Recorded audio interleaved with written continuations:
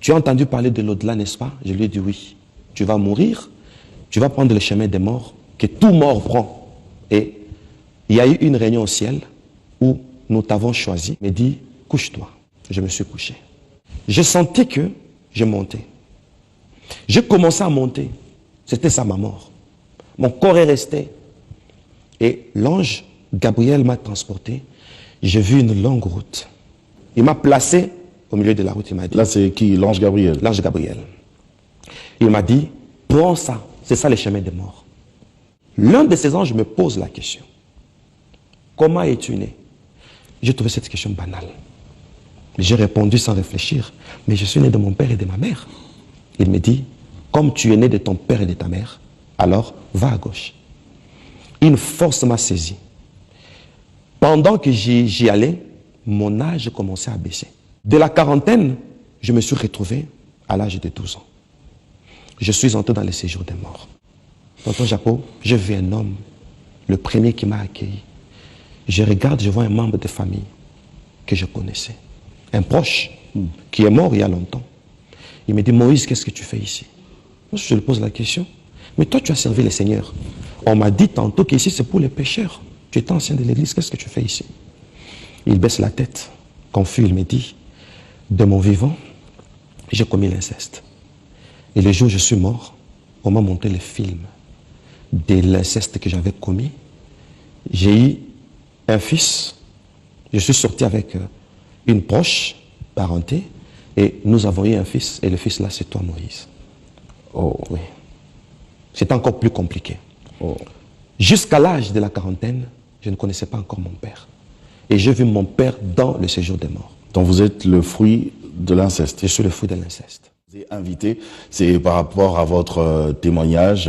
Vous avez été visité par les 3 anges. Tout à fait. L'ange Gabriel, l'ange Michael, l'ange Merveille. Tout à fait. Parlez-nous-en, c'était comment? D'accord. L'histoire commence par une conviction que j'ai reçue. J'étais à la maison. Nous sommes en 2006, vers la fin de l'année 2006. J'ai reçu une conviction d'aller à l'église où je suis pasteur. Quand je suis arrivé à l'église, j'ai commencé à prier au nom de la conviction. Mais après ma prière, la conviction m'a retenu et je suis resté à l'église. J'ai passé une nuit à l'église. Un jour, 2 jours, je n'avais pas envie de rentrer. J'ai fait 1 mois, 2 mois, jusqu'au 8e mois. C'est au 8e mois que le ciel avait prévu pour me surprendre. Après ma prière, c'était un certain samedi, il y a le bien-aimé qui était parti à l'évangélisation. Quand je finis la prière, j'ai vu 3 personnes habillées en blanc adhérer à l'église. C'était des personnes élancées, c'était des vaillants. Et vous devriez estimer leur taille. Oui, c'est possible d'estimer une taille d'une moyenne de 3 mètres. Okay. C'est énorme. C'est énorme. C'était des vaillants. Et ils avaient des ailes? Ils n'avaient pas des ailes. Ils étaient habillés en blanc. Ils ne pétinaient pas le sol. À plus ou moins 50 cm au-dessus du sol. Ils planaient juste? Ils planaient. C'est ça le mot. Ils ne marchaient pas, mais ils se mouvaient. Okay. Ils se déplaçaient.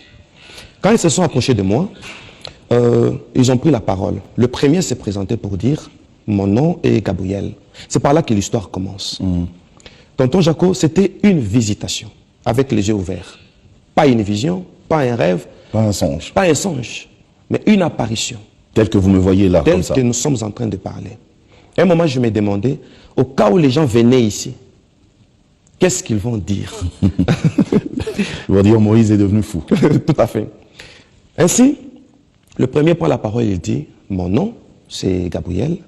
Je suis apparu à votre sœur Marie, qui a reçu la grâce de me voir. Je lui ai annoncé la bonne nouvelle. Et aujourd'hui, tu as la grâce de nous voir. Mais notez ceci, si vous les humains, vous arrivez à nous voir ainsi, sachez que le retour de celui qui vit pour l'éternité n'est pas pour longtemps. C'est réel. C'est réel. Je travaille dans le domaine de la révélation. Quand vous, chrétiens, vous dormez, je me sers de ma main droite que je pose sur votre front sans vous toucher et je vous communique des ondes et vous recevez des visions nocturnes. Vous avez des voix audibles parce que c'est mon domaine. Je te dirai beaucoup de choses. Ça, c'est l'ange Gabriel. L'ange Gabriel. Quand il a terminé, le deuxième qui prend la parole, il dit, mon nom, c'est Michael. Je crois que tu as entendu parler de moi dans les Écritures saintes. J'étais le chef d'équipe de ceux-là qui ont chassé les diables du ciel. Je te dirai beaucoup de choses sur les diables. Et j'ouvre une parenthèse. Il m'est arrivé, tonton Jaco, d'entrer dans une réunion animée par Satan, une réunion qui a fait 4 mois. Et vous? Moi. La réunion commençait de 17h à 21h, pendant 4 mois. Et l'ange Michael m'a amené dans cette réunion et j'ai le contenu, le support de toute la réunion. De ce qui a été dit. On Pendant va y 4 arriver. mois. On va y arriver. Le troisième prend la parole, il parle différemment des autres. Il dit, mon nom est merveilleux. Moi, je travaille, d'abord, l'ange Michael m'a dit qu'il lui travaille dans le domaine du combat spirituel. Il m'a dit, je te dirai beaucoup de choses sur le combat spirituel. Mais le troisième était différent des autres. Il dit, mon nom est merveilleux. Je suis apparu à Jacob, je lui ai brisé l'emboîture de la hanche, j'ai changé son nom et il a été béni par moi. Ça, c'est l'ange merveilleux. L'ange merveilleux. Et par son langage, j'ai compris que c'était le Seigneur lui-même, mais tellement qu'il est glorieux, il a pris une forme angélique pour me permettre de le voir et le fixer. Parce que lui habite une lumière inaccessible. Donc l'histoire commence par là. Ces anges, ils étaient comment? Ils étaient blancs, jaunes, rouges. Ils étaient de quelle race? De quelle couleur de peau? Oui, parler de la race, je crois que je ne vais pas bien m'exprimer. La couleur de peau. La couleur. Yeah. Ils avaient une coloration comme des tubes incandescents. Ok. Voilà, des tubes, c'est ça une coloration blanche. Ils étaient comme ça. Les cheveux blancs, une coloration blanche. Éclatant. Le blanc éclatant. Oui. Et leur habit était tout blanc, un blanc éclatant. Éclatant aussi. Et je me suis rendu compte que, vous voyez le papier duplicateur, c'est un blanc sale. Et avait un blanc éclatant, quand vous les regardez, et après l'apparition, vous restez avec la lueur dans vos yeux. C'est ce blanc-là. Alors, vous avez rencontré ces 3 anges, et puis il y a eu un moment où carrément vous étiez mort pendant au moins 10 heures. 10 heures de temps. Parlez-nous-en, c'était comment? C'était toujours avec ces anges-là ou c'était comment? Chaque ange m'avait promis une expérience. L'ange Michael m'a promis le combat spirituel, nous en parlerons. Le Seigneur m'a promis de me parler du salut.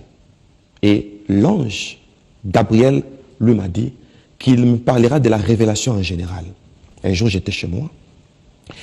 J'ai entendu une voix audible. Moïse, va dans ton bureau. J'ai un deuxième bureau à l'église où je suis pasteur. Je suis arrivé à l'église. D'abord, quand je sortais pour monter à bord de ma voiture, la voix revient pour me dire, cherche un témoin. Je regarde à l'église, je pense par inspiration à mon interprète. Je l'appelle, il me dit qu'il est à l'église. Je lui dis, ça tombe bien, ne bouge pas. J'arrive à l'église, j'entre au bureau avec les témoins, mon interprète, et l'ange commence à parler. Je me suis rendu compte que la même voix qui me parlait à la maison, c'est la voix qui était au bureau. Là, c'était quelques années plus tard. La visitation des anges, c'était en 2006. La visitation des anges, c'était en 2006. Mais cette histoire, c'est en quelle année? Bon, je suis entré en prière d'abord en 2006. D'accord. Vers la fin. J'ai fait 8 mois dans la prière. Et le 5 février 2007, 8 mois après, nous sommes tombés en 2007, que j'ai eu la visitation. J'ai vu beaucoup de choses pendant les 7 ans. Mais la visite, ma mort pendant 10 heures de temps, c'était en 2014. En 2014. Oui. Donc nous sautons pour parler de l'expérience de 2014. Oui. D'après le programme du jour. Voilà. Alors, il me dit, ferme la porte. J'ai dit à mon témoin, mon Vous interprète, étiez dans le bureau, dans le bureau, à l'église, au sein de l'église. Le témoin, c'était l'évangéliste Joseph, qui est évangéliste au sein de l'Assemblée messianique à ma campagne. Et quand on ferme la porte, il me dit, couche-toi. Moi, je le voyais, mais l'évangéliste ne le voyait pas. Je me suis couché. Et il m'avoue pour dire, je vais mourir. Il s'adresse à l'évangéliste qui l'entendait, mais qui ne le voyait pas. Il dit, n'alerte personne. Toutes les heures que nous allons utiliser l'instrument, il m'a surnommé instrument. J'avais compris pourquoi il m'avait surnommé instrument. Peut-être le long de l'émission, je vais expliquer. Alors il me dit, n'aie pas peur. Tu as entendu parler de l'au-delà, n'est-ce pas? Je lui ai dit oui. Tu vas mourir, tu vas prendre le chemin des morts, que tout mort prend. Et il y a eu une réunion au ciel où nous t'avons choisi. Vous n'avez pas eu peur pour dire, je suis trop jeune pour mourir quand même, j'ai pas envie de mourir moi. Bon, je n'ai pas eu peur, pourquoi? Quand vous fixez un ange, il vous communique une énergie. Vous vous voyez comme lui. Et quand il disparaît, vous rentrez en vous-même. Et c'est là que vous avez la chair de poule. Et pour rire un peu, la chair de poule c'est petit, la chair de canard. Donc c'est un peu ça. Alors, il a dit à mon témoin de faire une prière pour prendre mon esprit. Quand mon témoin priait, je sentais que je montais. J'ai commencé à monter. C'était ça ma mort. Mon corps est resté. Et l'ange Gabriel m'a transporté. J'ai vu une longue route. D'abord, au-delà des nuages.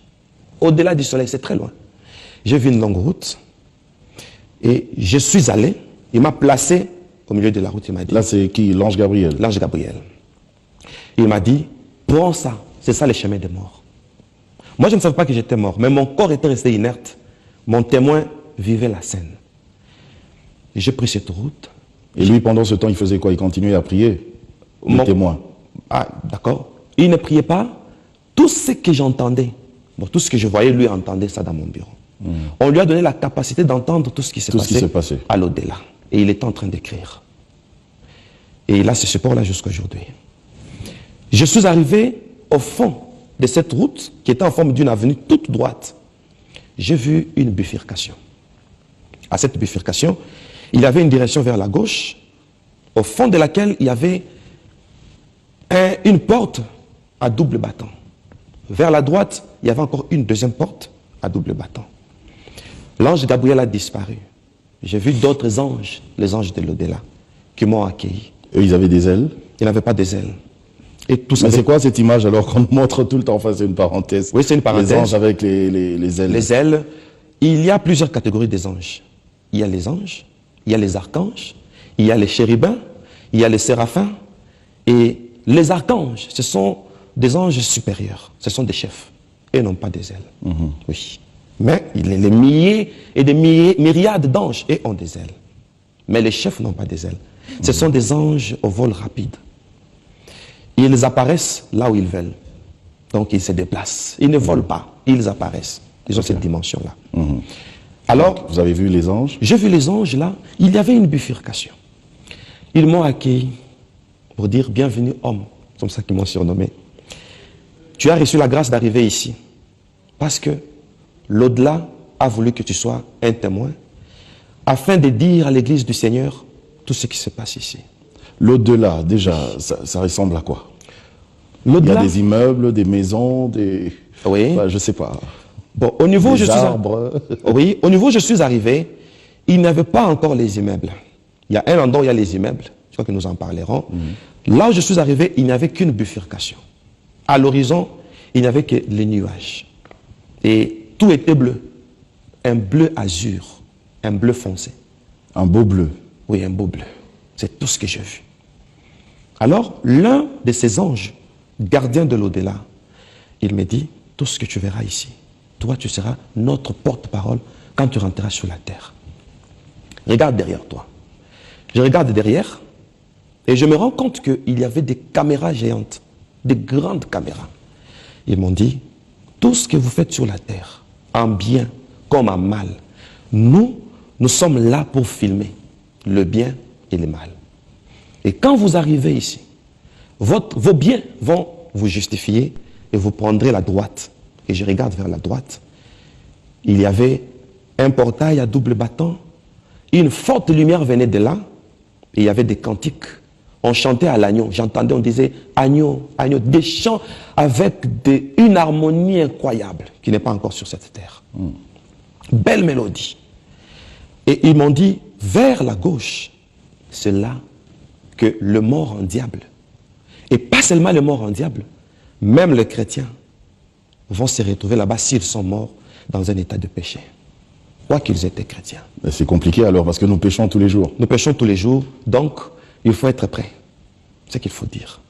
Ça veut dire que ne t'habitue pas avec le péché. Une fois que tu vois que tu es dans le péché, ta première réaction doit être la repentance. Tu dois chercher directement à arranger avec Dieu. Parce qu'un chrétien, c'est comme un poisson. Une fois que le poisson ne se retrouve plus dans l'eau, sa première réaction, c'est de faire vite pour rentrer dans l'eau. Le péché, ce n'est pas la nature d'un enfant de Dieu. Et une fois un enfant pêche, il doit faire très très vite de se repentir et d'arranger avec Dieu. Car si la mort te retrouve dans le péché, tu iras en enfer. Si le Seigneur revient et que tu es dans le péché, tu rateras l'enlèvement. Voilà pourquoi il faut toujours être prêt. C'est pourquoi mets ta vie en ordre avec Dieu, car les lendemains, c'est un mystère. Les lendemains ne nous appartiennent pas, ça appartient à Dieu. Que Dieu nous bénisse. La mort peut nous surprendre. Si nous mourons dans un état de péché, là, à cette bifurcation, nous sommes considérés comme païens. Donc, nous sommes chrétiens tous les jours et à tout temps. C'est ce qu'il faut souligner. Alors on me dit, vers la gauche, c'est là que vont le mort en diable et le chrétien qui sont morts dans un état de péché. Au bout de quelques minutes, il y avait d'autres morts qui venaient. Je me suis rendu compte qu'après chaque minute, il y a des milliers de morts qui meurent dans les quatre coins de la terre. Les gens meurent en masse, tout comme les gens naissent aussi en masse. Quand les gens venaient, le mort, qui venait fraîchement comme moi, je me suis rendu compte que tout mort qui arrivait, les caméras qui étaient là, il y avait beaucoup de grandes caméras, projetaient l'image du parcours de chacun. Et ils appelaient ça préjugement. Il y a les jugements derniers, et il y a aussi un préjugement juste après la mort, pour voir s'il faut aller à droite ou s'il faut aller à gauche. Est-ce que, puisque vous en parlez, je pose cette question directement. D'accord. Est-ce que le paradis et l'enfer existent? Le paradis et l'enfer existent parce que je vis l'enfer, je veux aussi le paradis. Le paradis, il est comment? Décrivez-le. Et l'enfer est comment? D'accord. Brièvement. C'est là où nous arrivons d'ailleurs. Oui. Nous y arriverons. On peut continuer seulement de l'idée. Bien sûr. Comme ça, je vais vous expliquer. Parce que je vis le paradis, je vis aussi l'enfer. L'enfer. Quand le mort arrivait, on projetait l'image du parcours de chacun. J'étais tellement frustré du fait que notre parcours sur la terre est filmé au moindre détail. À la seconde près. Tout ce que nous faisons, en bien comme en mal. Je vais prendre 4 exemples en passant.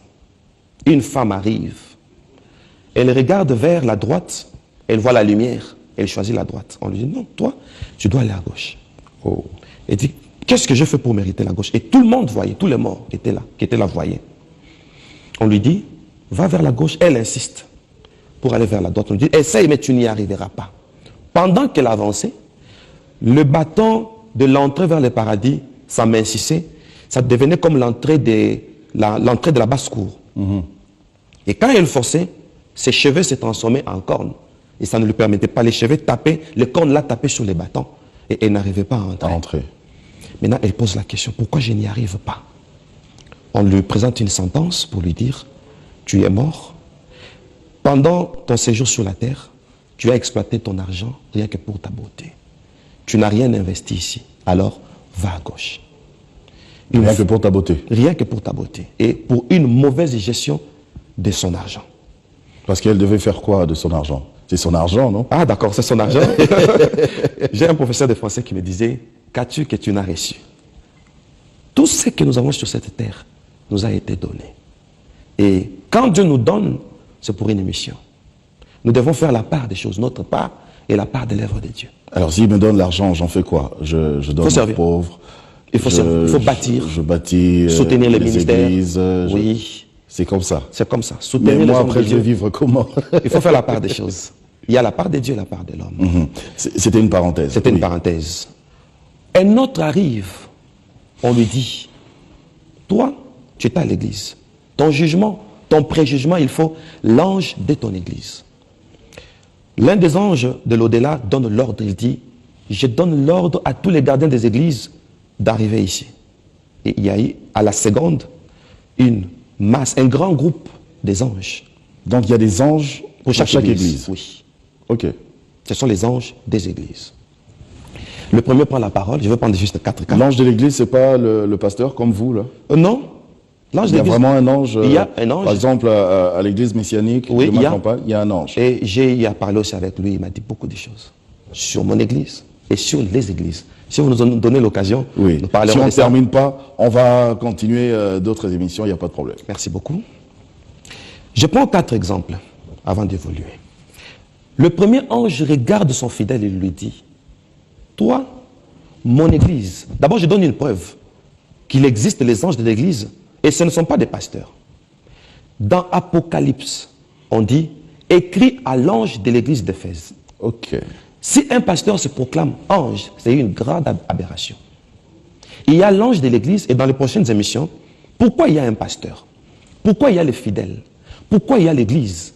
Mais l'ange dit à Jean, à l'île de Patmos, écrit à l'ange de l'église d'Éphèse, écrit à l'ange de l'église de Smyrne, Pergame, jusqu'à la Odyssée.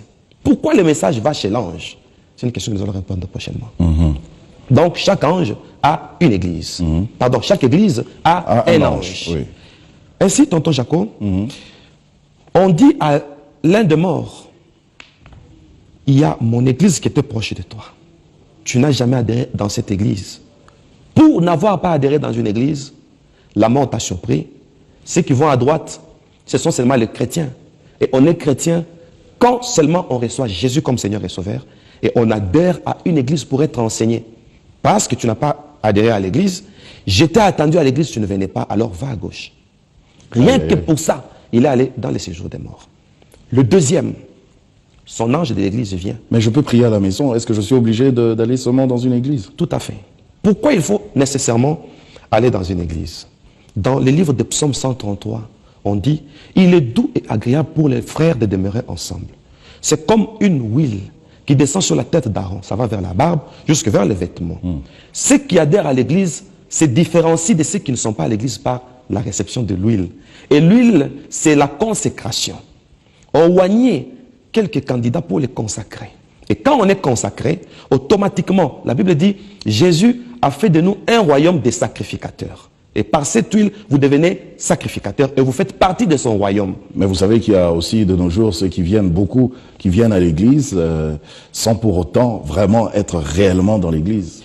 Si. Parce que dès qu'ils sortent, ils sont dans le monde. Bon, vous savez, ils font tout du monde. Vous savez pourquoi l'église, au préalable, ne doit pas être une simple cité où nous venons pour qu'on réponde à nos problèmes. C'est ça la maladie des églises et c'est ça la crise des religions.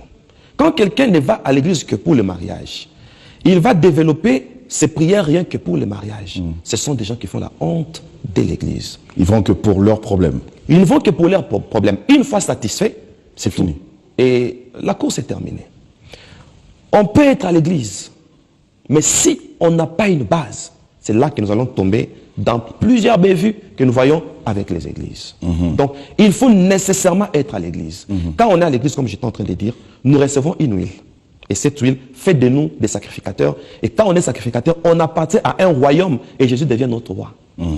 Donc vous avez vu le paradis, il vous a montré, l'ange Gabriel vous a montré le paradis, oui. Il vous a montré aussi l'enfer. Il m'a montré aussi l'enfer. L'enfer, il est comment tel qu'on le décrit, avec un grand feu, un peu comme un grand volcan actif. D'accord. D'abord, l'enfer, c'est après le séjour des morts. Quand on a jugé ces personnes, je vous lis un peu rapidement. Ils sont d'abord dans le séjour des morts. Ils sont d'abord à la bifurcation. La bifurcation, c'est comme une centrale. Donc il y a des étapes comme ça. Oui, c'est-à-dire, c'est un rond-point. Quand tout mort arrive, il y a un triangle, la droite et la gauche. Le centre, c'est ça la bifurcation, c'est le centre d'accueil. Vous avez fait le bien sur la terre, on vous envoie à droite. Vous avez fait le mal, on vous envoie à gauche. À gauche, c'est ça le séjour des morts. Le séjour des morts, c'est pour le mort en diable. Le paradis, c'est pour le mort en Christ. Ok. Oui. L'un de ces anges me pose la question. Comment es-tu né? J'ai trouvé cette question banale. J'ai répondu sans réfléchir.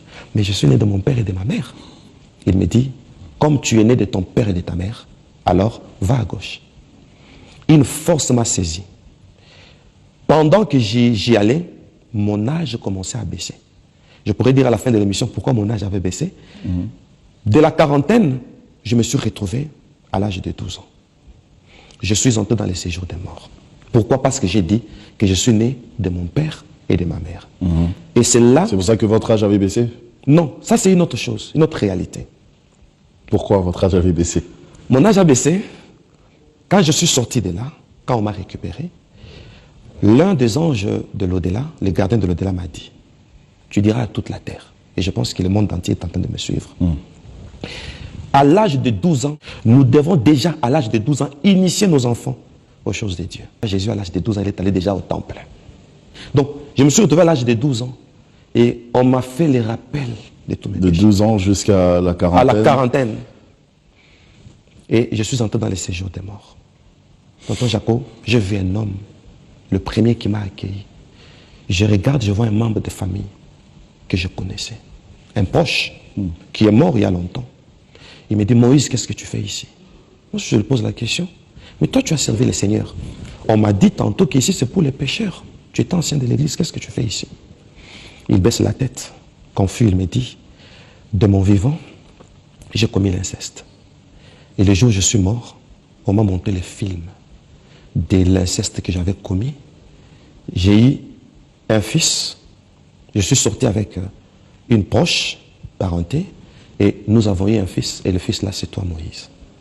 Oh oui. C'est encore plus compliqué. Oh. Jusqu'à l'âge de la quarantaine, je ne connaissais pas encore mon père. Et j'ai vu mon père dans le séjour des morts. Donc vous êtes le fruit de l'inceste. Je suis le fruit de l'inceste. Mais oui, mais l'inceste, comme tout autre péché, l'Éternel pardonne quand même, si on confesse cela. Si on confesse. Si on se répand. Si on se répand sincèrement. Et si on passe aussi par le baptême. Je veux souligner l'importance du baptême aujourd'hui. Et je vis un ange, parmi les gardiens de l'au-delà, entrer là où nous étions, pour me dire, quand tu rentreras sur la terre, dis ceci à l'humanité, et l'humanité est en train de me suivre. Tous ceux qui ont commis l'inceste, tous ceux qui ont fait des rapports sexuels avant le mariage, tous les fiancés qui se sont connus avant la bénédiction nuptiale, tous les polygames, nous les attendons ici. Ils vont entrer dans les séjours des morts. Même s'ils se répandent maintenant? Et il ajoute pour dire, ça c'est une belle question.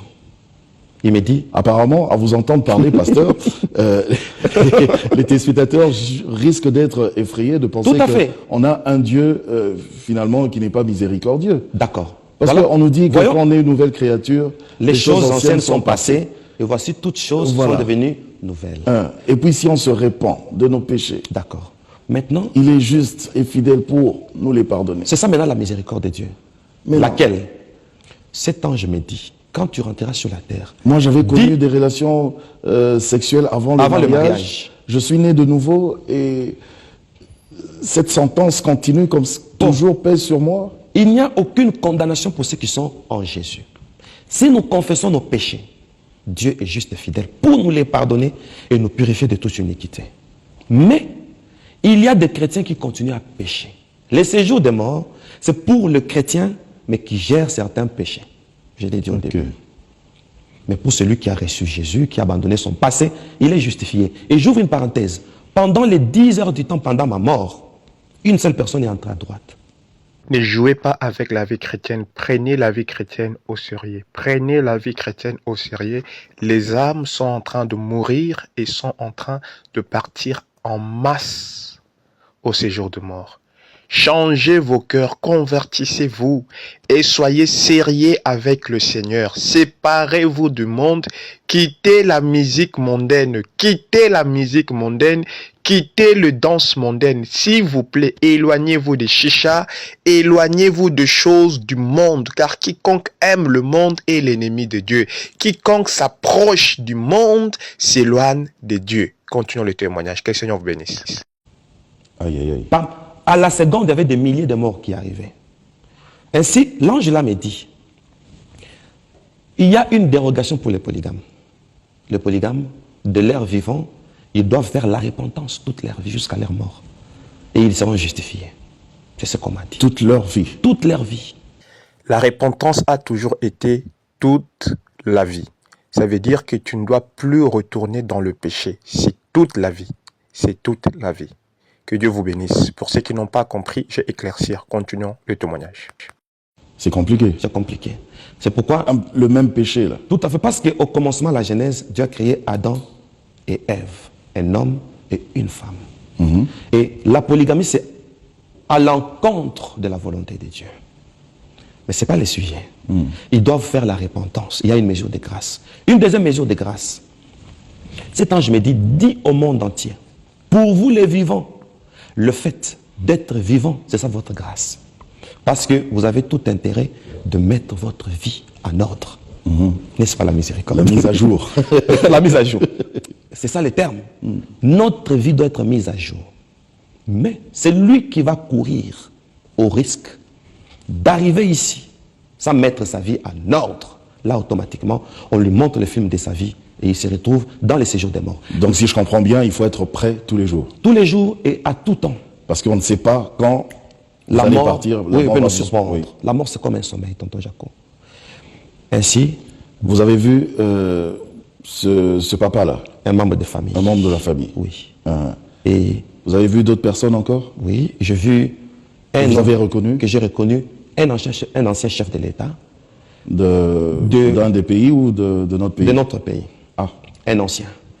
Et j'ai eu une relation particulière avec lui parce que son fils avait épousé ma grande sœur. Je l'ai reconnu. Il m'a montré sa main, il m'a dit, je voulais me convertir. On m'a annoncé l'évangile par un évangéliste, Jean-Louis Jaillette. Je n'ai pas saisi l'occasion. J'ai utilisé la magie et j'ai utilisé le léopard comme l'emblème.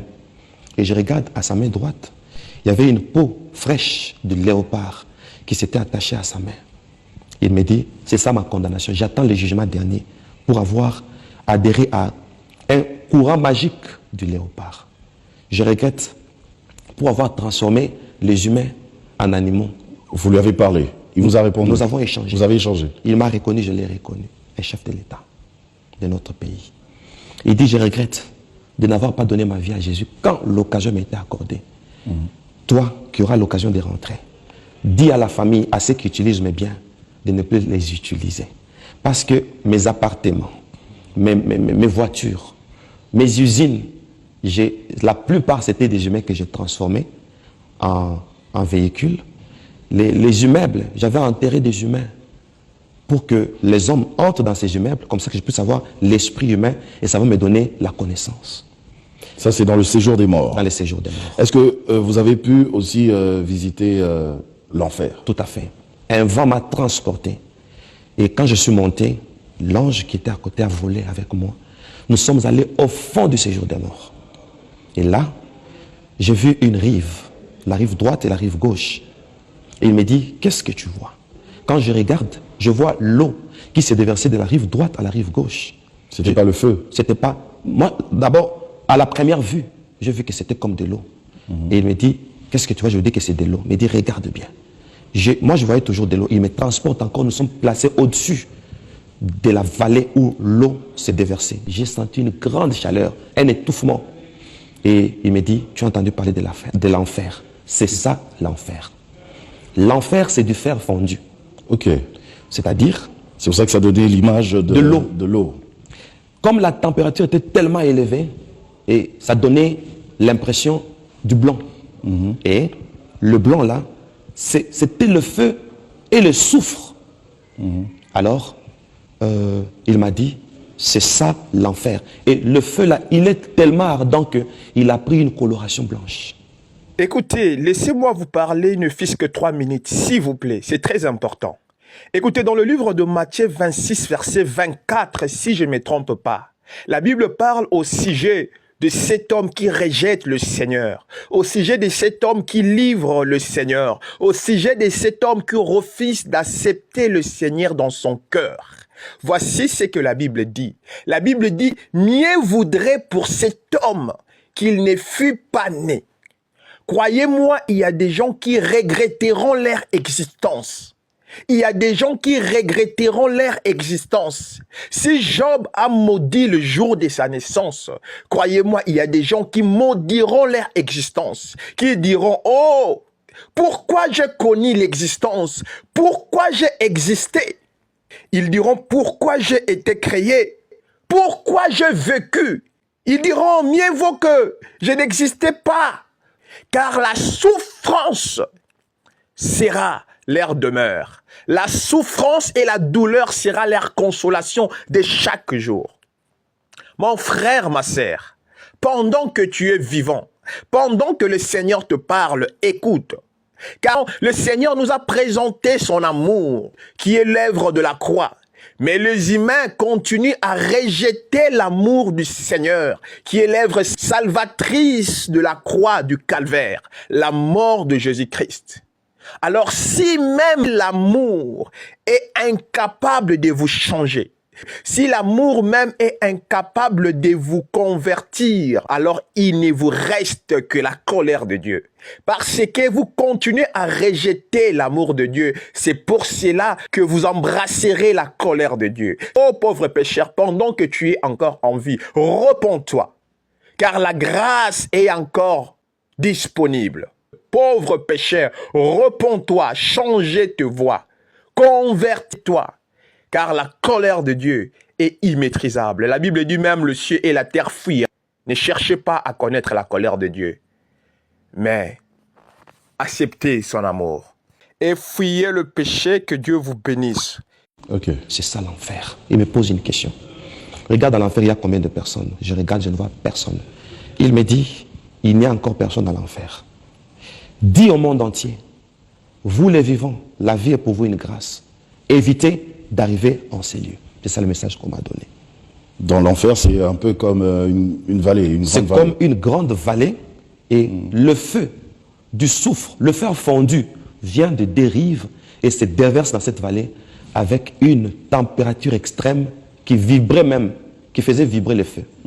Alors, l'ange Gabriel, toujours dans cette histoire, parce que c'est une très longue histoire, que des révélations et des révélations. Tout à fait.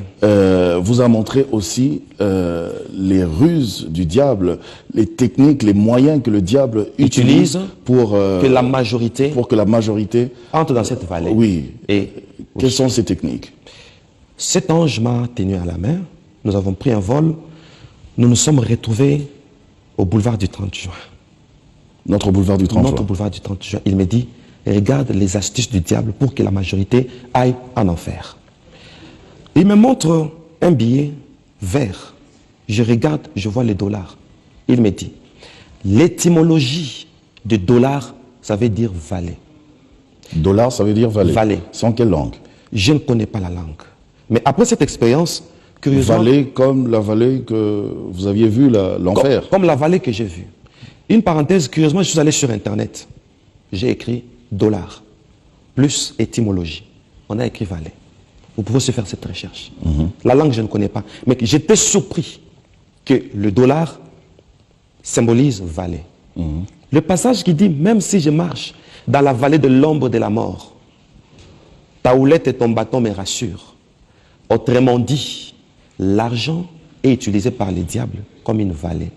Beaucoup de personnes iront en enfer à cause de l'argent. C'est ça l'astuce que le diable utilise pour que la majorité aille en enfer. Je donne un exemple en passant. Vous êtes parents, vous êtes chrétien.